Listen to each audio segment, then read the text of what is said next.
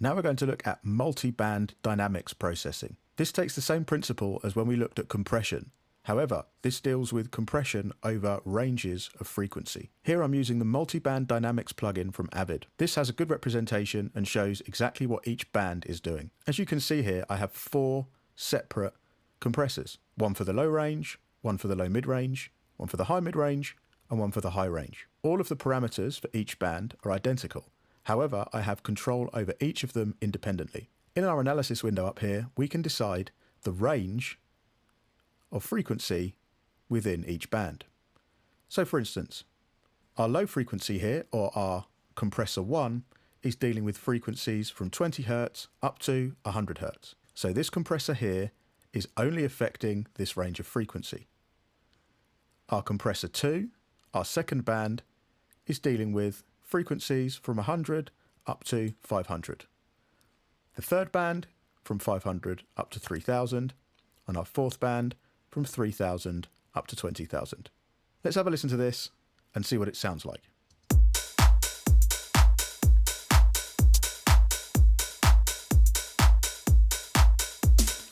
I'm going to go and solo the low range and just listen to what that's doing.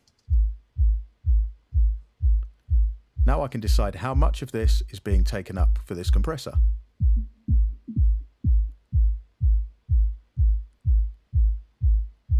So I'm going to go to about 120 Hz here. So really all I'm doing is compressing the kick drum area. We have a threshold amount. We have a depth, which is basically our ratio.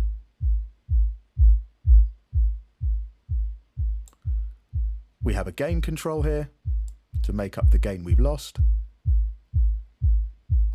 And we have attack and release times. Our slope is kind of like our Q factor.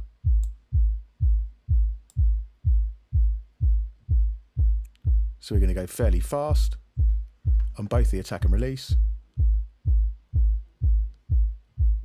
Or if I want to soften it out and make it more solid in the low range, I can have a longer release.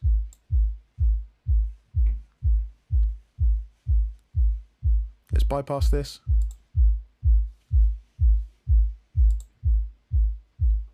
Maybe give it a little bit more gain. Now let's listen to it with the rest of the track.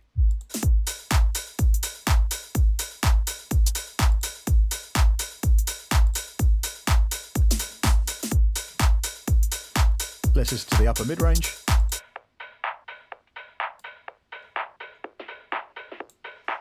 So now this area has its own compressor.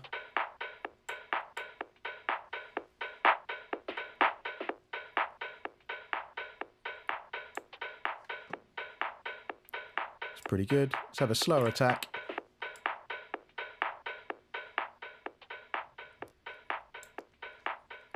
And a longer release. Let's turn up the gain to make up that difference.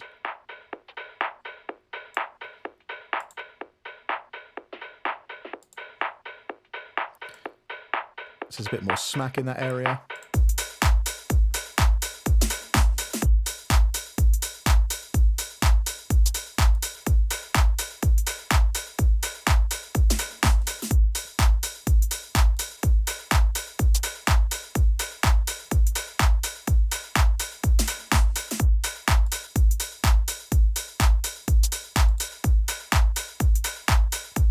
Let's turn the gain up of our bass.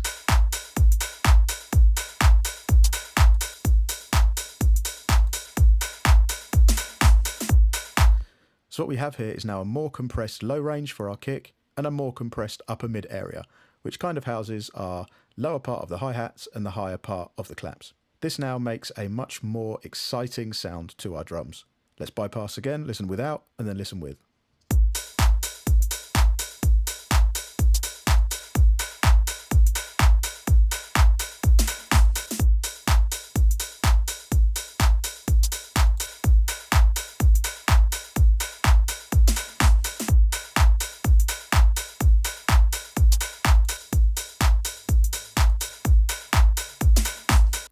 It sounds a lot denser and a lot thicker, and again, this is completely down to taste. All it is giving you options to manipulate the source material that you have. This is a really good way of being able to change and alter the sound of a given loop. At the moment we're doing this on the drum bus. So we are effectively treating this as if it was a drum loop and compressing the individual parts.